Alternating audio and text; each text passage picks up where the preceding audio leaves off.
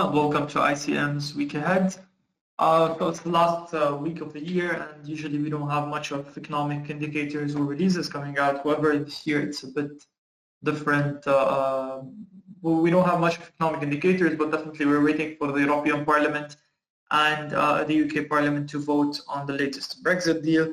Also now we're moving to vote today the United States on increasing the direct payments from $600 to $2,000. So there are a couple of key events happening that we have to watch out for in order to know how our trades could go. Now we'll start with the key movers. COVID-19 continues to weigh. Definitely we know that there are vaccines, a couple of vaccines that the governments are relying on to just put an end to the current outbreak. We heard last week about 2 new variants, which is also forcing governments to take stricter measures in order also to try to stop any further spread, and this is definitely weighing on the economic activity, and we'll start seeing this in the coming economic numbers. So any headlines regarding the continuous spread, any new variants, efficacy of vaccines, this is definitely will continue to weigh on the markets, whether positively or negatively. They will move the markets. The Brexit deal, as we all know, finally they were able to reach a deal on the traded goods. However, it's still just it misses a lot of combinations of the economy and among them financial services. So this is just what everyone is looking for. What will happen with the financial services in the coming year, and also whether the logistics would allow both parts to just start with what they agreed on starting January 1st. So this is just going to put some chaos, and this is why the market is pricing in a little bit today and today's movements. The US fiscal stimulus, as we know, Trump agreed or signed the bill, the relief bill, which should provide aid to US citizens which were suffering lately.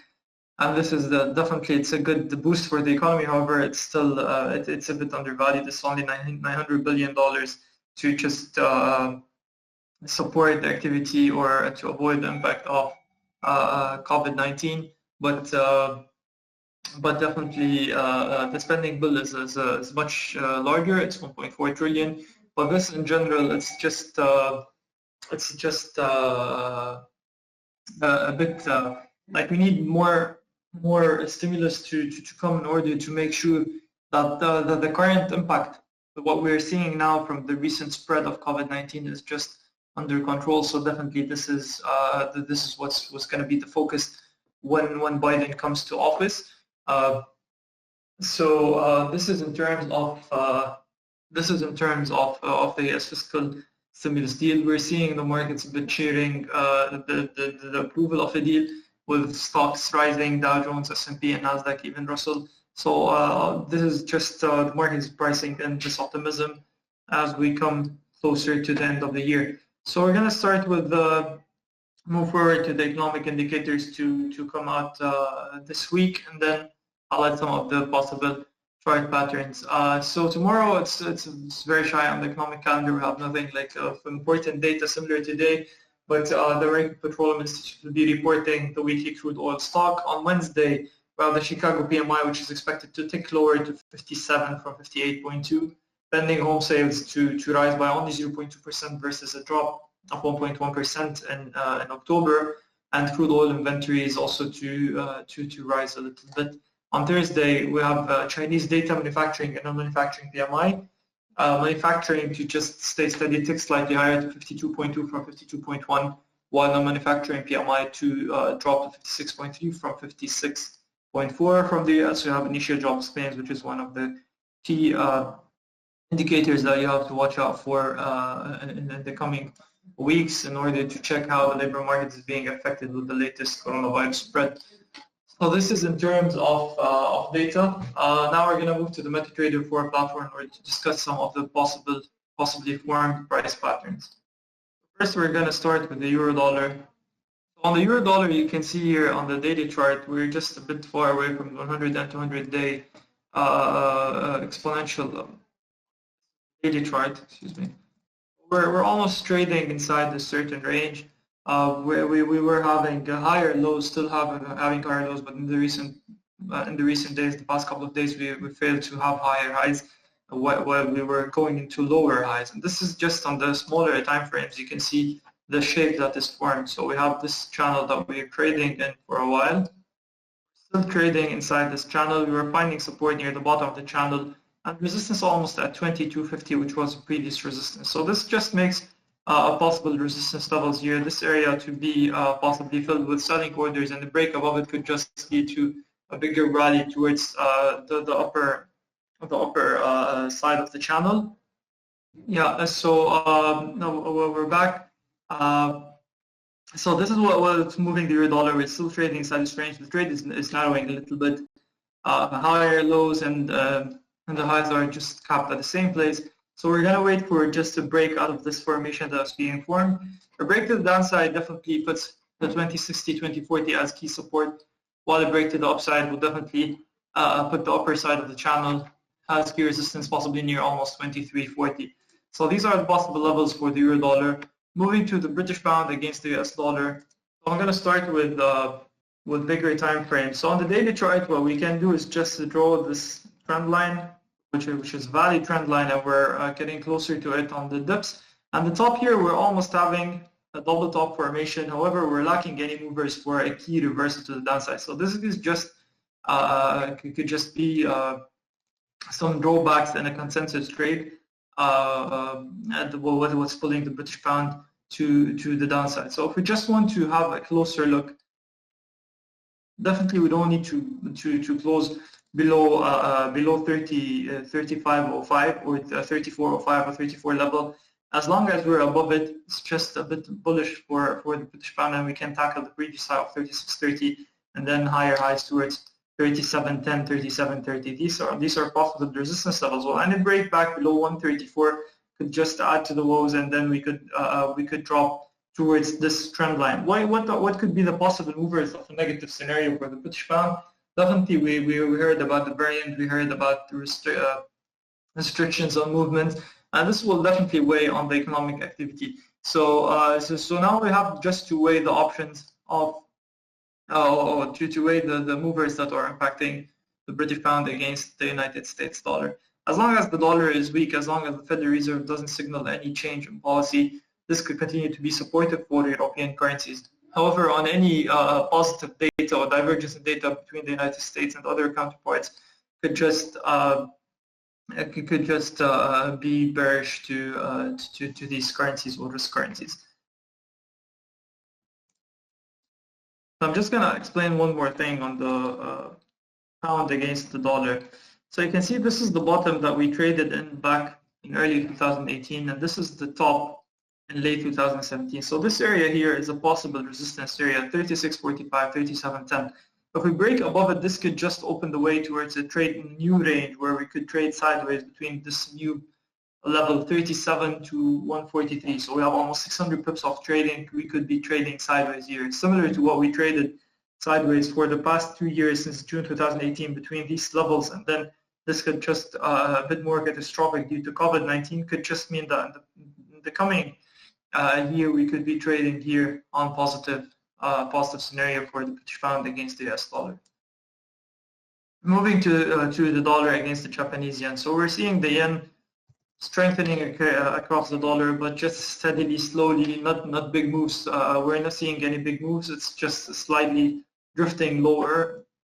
And this is just, if we see a sharper drop, this could just worry the Bank of Japan and maybe could lead to an intervention in the future. But as long as we're just trading inside this bigger range, we're just in the same situation. If we go to the daily chart, you can see that we're trading inside. So if we just highlight tops, the recent tops, and this is the bottom that we are trading at. So we're having a little bit of a consolidation. This gets closer when you move to the hourly chart. So you can see a bigger consolidation, and then we have another smaller consolidation in it. So this is how the market is trading recently, especially the dollar against the Japanese yen. The trading is narrowing a lot, volume is narrowing, so watch out for any good breaks as the market trades in thin liquidity. So this could just lead to a breakout to either sides of the bigger range. The US dollar against the Swiss franc, we're seeing higher highs, higher lows, but still the highs are just capped with the same resistance, 89.20, 89.45. This area here could just be filled with selling orders. If we were able to break back below this trend line and the dollar weakens further, we could be poised to retesting 88 level. So this is for the dollar against the Swiss franc. The Australian dollar against the United States dollar. So we saw a rebound earlier today and the market moved lower. However, we bounced off the 100-hour exponential moving average, which was key support here. We highlighted it during the YouTube session earlier, and the market bounced a little bit from it. So we're trading in a small range, 75.70 and 76.20. This 50 pips range could just we could trade it for a while until we have some key drivers where it could just drive the market into directional trades. I'm just gonna highlight the key levels on a bigger scale. So if we go to the weekly chart, if you move back, one top was prior near almost 76.70, which we were closer to it last week. So this could be the possible resistance level of the market's going to continue to the upside. However, following this strong uptrend, it is just safe and healthy to see some progressions in the current uptrend. This could just be more healthy for another move higher. The New Zealand dollar against the United States dollar, almost similar formation. You can see series or consecutive weeks of gains. Also, a correction is healthy. If we move to the daily chart, we see this small consolidation that we were trading in for a while between 70 and 71.70. So this is just some 170 pips that we are trading in. Move closer to the hourly chart, you can see that the trading is narrowing lately as we're approaching the end of the year. So this is for the New Zealand dollar against the United States dollar. Moving to the dollar against the Canadian dollar, we're just trading near a critical level. So 28.40, 28.20 continue to be a key level on smaller time frames. So where a break below this area could just drive us lower towards 26.80, while a break above could just take us to near almost 130 level, 129.55. So this is just a bigger range that we are trading in, and we're just close to a key point or a key pivotal level where it could decide on the future of the future direction of the Canadian dollar. The USD against the CAD, so also we highlighted this during today's YouTube session. In the trend line 1, 2, 3, and the market retraced exactly to the trend line towards 1870 and then bounced back $10. So this is just a $10 move in gold with just trading this trend line. At the top, we're seeing some resistance near 1900 and 1906. So this is on the smaller picture. A break below the trend line could just drive us lower towards 1855 and 1818, 1820. So this is the scenario. We go to the bigger picture. So this is in a situation where if we just go to the bigger picture, all this is happening in a downward channel or a downtrend channel. That's clear in this situation here, and we just today's high was almost close to the upper side of the channel. So by drawing the trend line that's combining the bottoms, it makes it clear that if we break the trend line, we could be moving towards this support area here that we highlighted here, almost 1820. Moving to silver. So silver was stronger than gold earlier. As long as we're above just the previous peaks, $25 to $26, and so as long as we're above this area here between 25.50 and 26. That's just tilted to the upside and towards rising to previous tops, 27.40, 27.50, 60. These levels here, they're just critical, and then we could be able to move towards 29 if we're able to clear above these levels. And if we turn lower below 25.50 again, just the first term support would be around 24.80, and then we could fall towards 23.50 again. This is for silver.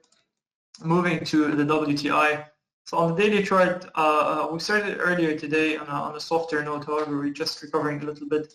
And now the Russian energy minister is just stating that oil hasn't recovered yet, and oil demand is just still 6 to 7 million barrels weaker per day. So this just definitely will need further action from top oil producers.